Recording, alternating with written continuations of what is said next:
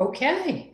All right, good morning, everyone, and thank you for joining us for our series of webinars on some new ways to think about how we're going to approach the new normal. This is our second of three that we are bringing to you and to all of our friends out there. Thank you so much for joining us this morning. As many of you know, the Client Experience Institute is an organization that focuses on advisory services along the lines of the client experience, which we're talking about today, business development, as well as certifying future advisors with their advisory skills. As we talk about CX, and before we get into the details, I just want to give you a reference of why people are doing this. And there's really three main pillars that we have seen through our engagements with our clients. One, to be a firm of choice, both for employees from a recruitment perspective and retention, as well as serving their clients in a more meaningful way. The second one, which we talk about more and more now, is with the more traditional rainmakers being involved in relationships where they typically control the majority of the flow. Now we're finding that the client experience needs to anchor them by bringing more people involved in the support of the relationship. So again, a retention particular thing. And then the third thing that we see is from a cross-service perspective, delighting the client and being able to get them to consume, especially now, given the challenges of growth, with additional services that they're already utilizing from other providers is an excellent opportunity. So with that, Judy and I have been together for 4 years, and we are delighted again to bring you this webinar. Let me just give you a little bit more context before Judy joins us with her insights. First of all, what we're going to do is talk a little bit about why are people doing this, right? And so this balance between the human element, the technology element, how do we maintain our service standards along with enhancing them? And what is the opportunity? Where now do we go? Instead of playing defense, how do we play offense in this marketplace so that we can capture growth and bring back that feeling of winning again? Because we've been so defensive. All of the service providers have been focusing on their current clients with PPP and some of the other things they're doing. So we want to talk to you as well about how CX can be a really good growth weapon for firms that are seeking a way to exist and thrive in the new normal. Judy, you want to talk a little bit about how leadership plays such a critical role? Well, first of all, good morning, everyone. It's nice to be part of your home as we all work forward in our new normal. And I think one of the things that's important for all of us to embrace is the fact that the new normal is okay. I think the sooner we let go of the fact that we were doing things the way we were doing them in the past as to where we are going forward, I think the sooner you're going to, as a group and as a firm, you're going to be able to embrace the things that have to happen. Because this happens with you as a leader. As leaders, we know that everything starts there. You have had the opportunity to find a new level of personalization and intimacy with your team as well as with your clients over these past 40 days. And as we're all starting to reopen businesses next week, you're going to also see that this is the opportunity to keep that personalization alive and well and living in your firm. Kind of this whole virtualization of the firms is going to be another topic that is really going to continue to be fortified over these next several months, because we're going to be in this for a bit. And that we know that you as a leader can help to set CX and the client experience as one of the strategic pillars for your firm at a different level than perhaps you've looked at it pre-pandemic. We also recognize that the reason why we do this is threefold: is client retention, client satisfaction, and cross-servicing. This is what the client experience is all about. In the end, it is about retention and growth. And in the end, as leaders, you can help to fortify this perspective across your organization. We found that in our interviews with our clients' clients, this is an area of opportunity that can really transcend relationships. It really gives you the opportunity to work in collaboration and inspiration of what you're doing and what your client relationships are. So as we look at the client first philosophy, Mark's going to take a minute and talk about how we move from all of these areas to kind of this whole CEI, client first philosophy, which is one that we're sure that you share. We're going to spend the rest of the time here today talking about ways to try to impact that. Thank you, Judy. And so many of you that are familiar with kind of the level of needs as you get more focused on outputs versus inputs. And I think many of us recognize that the days of just waiting to be asked on what we need as an organization for your client is really kind of in the past tense. The future tense is, how do we anticipate what it is that our clients are going to need and want to realize? And a lot of that comes from doing things differently, which is this curiosity in this idea of output-based thinking, right? So when you think about how do you make my firm more successful, how do you give us, especially now, greater peace of mind? These are the things that we have coached and counseled our clients on. In our first webinar, when we talked a lot about, how does the mindset of value creation get delivered? A lot of that is people working together, which is sometimes the other advisors around the business owner if you're serving privately held companies. And this idea of client first isn't new, but the difference that Judy and I want to underscore is that it isn't just about reacting and being available. It's about making a difference. And every time that you have an interaction beyond the matter, how are you offering other insights beyond the matter at hand? And that's just not typically the way that most professional service providers tend to think. So as we talk further about this, I'm going to have Judy share with you kind of why the CX vision is circling around this idea of client first and what it is that they envision in this case of what they can be for their clients of the future. So as we're thinking about, and this is a great exercise to do as you reopen the business.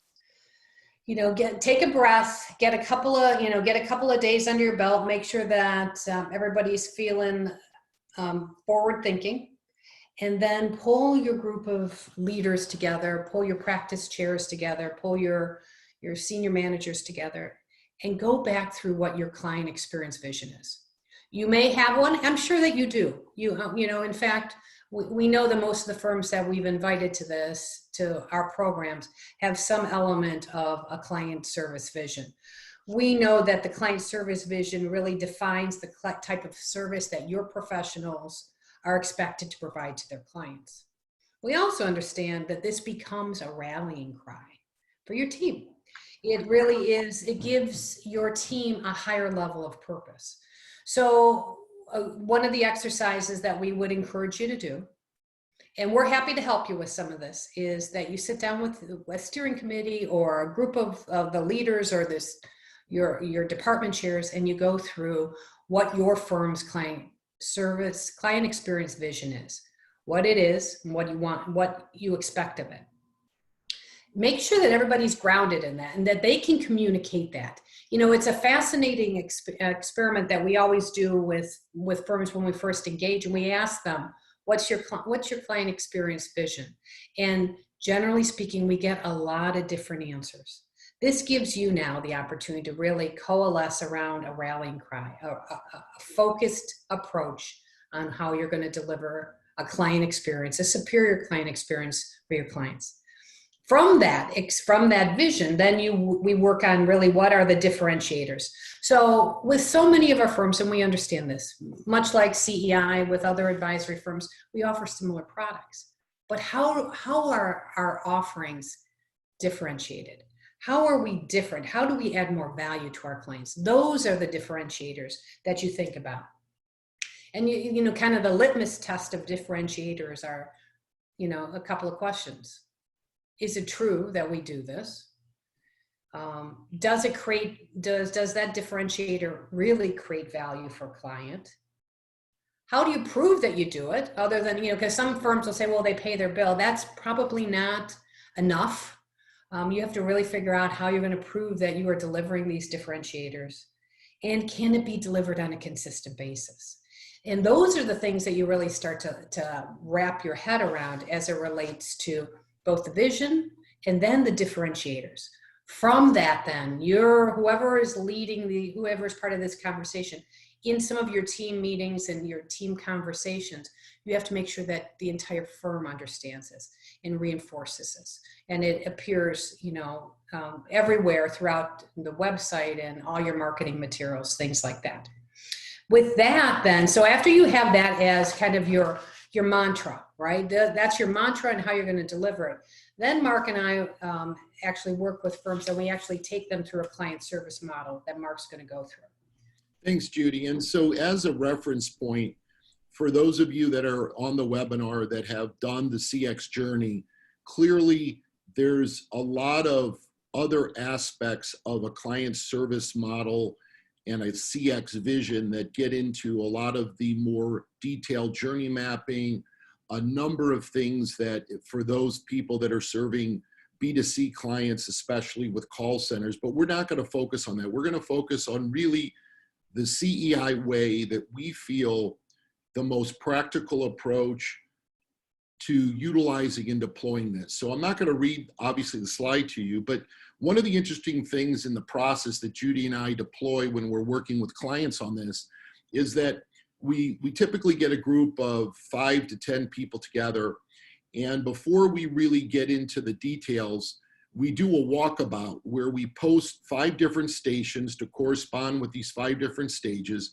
And we talk about what is the current things that we're doing today by stage, where are the service defects where maybe consistency isn't always there, and then what are the above and beyond moments. And as we work through that, through these stages, it is amazing to both Judy and I how much new insights we uncover, both about things that people maybe didn't share about a defect that they just accepted as the norm, versus some really good above and beyonds that really don't require a lot more energy. It's just a matter of consistency and being able to identify it as a practice.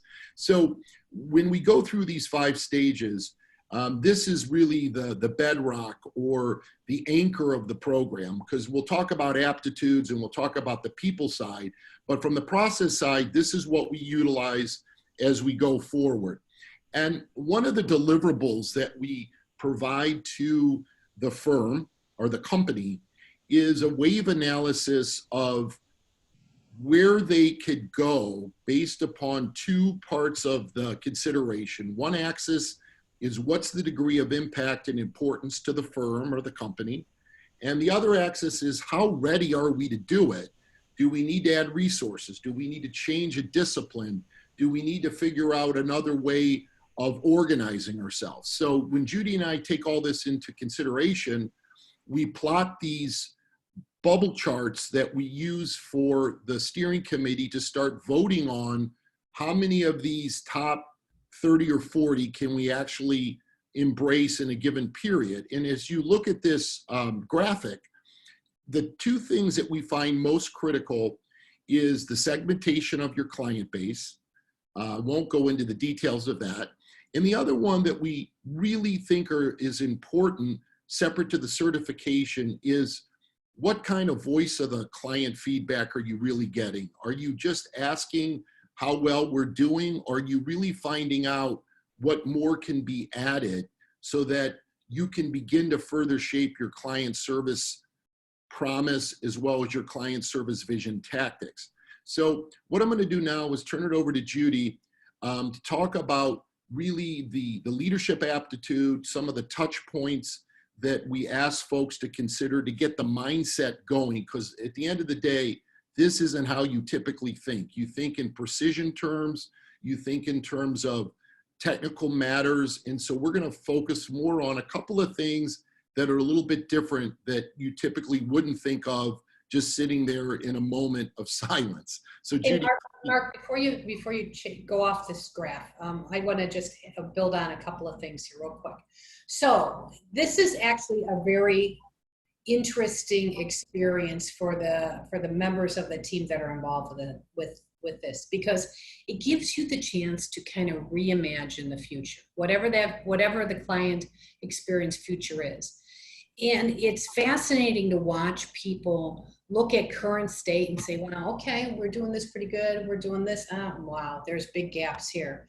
And it gets people so involved and so invested in the process that you really start to build some momentum.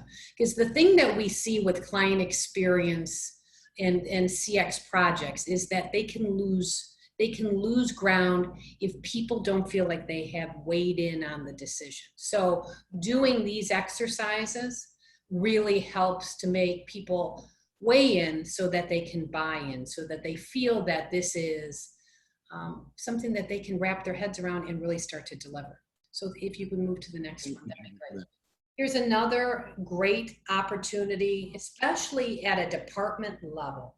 This is, we think this is one of those where you can really coalesce people. This is a touch point chart, and probably we have to change it from touch points because there's a no touch point right now, with the new world that we're in. But these are the areas, and what we ask people to do as part of this exercise is work with your team and put in every one of these boxes every touch point that you, the professionals in the firm, have with your clients. And the fascinating piece of this is that you can really start to see there are so many ways to make an impression and to create that experience that is superior from some of your colleagues. From an invoice to a IM chat or a Zoom chat. Those are things now that you're going to be able to say, all right, time out. Let's rethink all the points that we interact with our clients. You could look at it as an audit group. You could look at it as a tax group.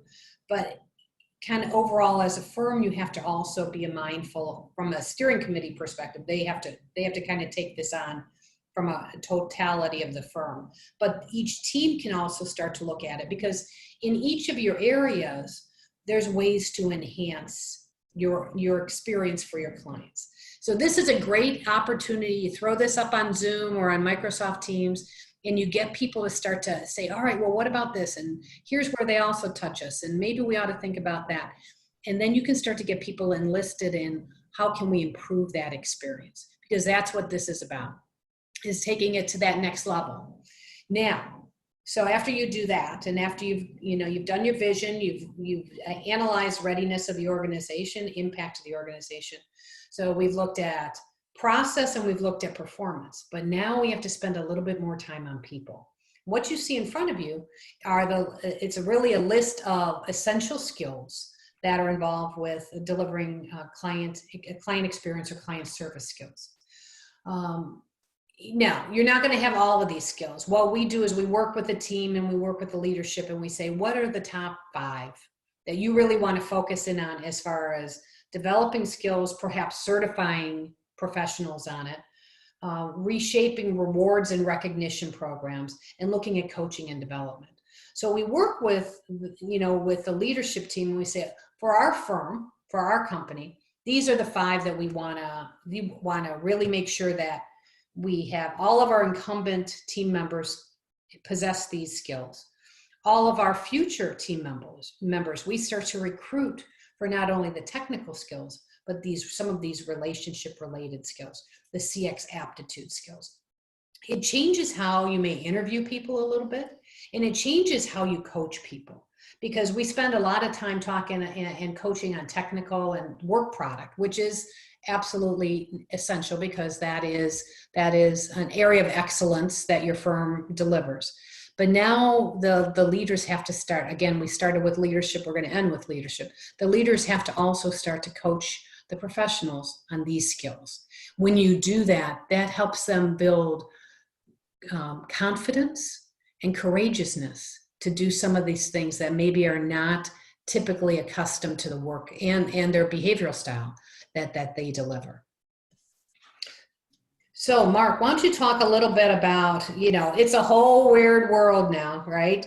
CX and the new norm, and we're going to continue this in our next webinar series, but maybe give a couple of highlights here. Yeah, so one of the things that's very interesting as people are reimagining their firms of the future is we've had the pleasure of collaborating with some other service providers, and really it's a balance between your culture and workforce productivity, obviously, and how are you going to create a lasting impression in a different world than what we're used to. And so, as Judy just mentioned, we're in the process of building out a program to help companies think this through in a way that isn't about the technology. It's more about the deployment of how people are going to service both their internal teams and their external teams. And so what we would just like to leave you with is, look, we're not the experts in how technology is going to allow you to be more efficient, but we are great at helping people reimagine how are the client check-ins going to take place, how are we going to be even more memorable and distinctive, right, in what we do, given the way that we're going to work. And so, Judy, I don't know if you want to share any examples, or we can maybe save this for another time. I'll just share a couple of quick examples. And one is from law and one's from accounting. So in conversations, certainly these last 40 days, we've been talking to managing partners and directors saying, how has it changed for you? And one managing partner had actually established, and it was great. They use Zoom and they set up office hours. So what they did is they'll send out to the firm, I have Zoom office hours from 9 until noon. Here's the Zoom call-in. Managing partner is working from their home. Anybody can Zoom in, right? And say, how you doing, Judy? I have a couple questions I want to talk to you. And they utilize that to really make it feel like they're walking into the person's office. An accounting firm was utilizing Microsoft Teams, and what they were preparing for an audit meeting, and they just were all working remotely on their remote sites from their home. They were on the Microsoft Teams, and every once in a while, and they would talk, they would comment. It's like, it's kind of quiet. People are working. You hear paper shuffling, keyboards clicking, and then one person, Judy, would say, "Hey, Mark, I want to talk to you about this thing. I'm going to throw this Excel spreadsheet up here. I'd like to get your opinion on it." So it felt like they were back in the office. So there's ways to deploy virtual meetings and virtual collaboration, because I think what we're in the throes of is really how do we enhance these relationships. At the same time, we also have to understand we're in people's homes, and we have to remember that. I mean, from that, you're seeing a whole lot more humanity. You're seeing little kids rolling around, and you're seeing cats and dogs and deer, everything that's going past. And I think that's kind of a fun part of the human side of this that really will bring a team closer together. Because in the end, I think, Mark, if you can hit the slide, it is that we are all in this together.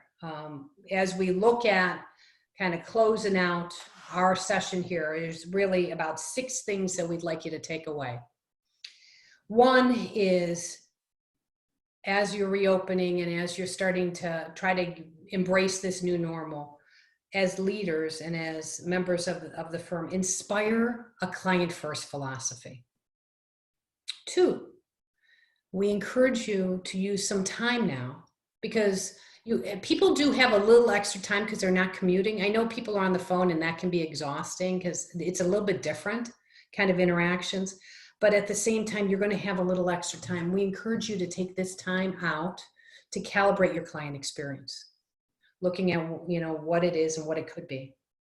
Revisit the client service model, as it relates to the 5 stages or beyond if you have more.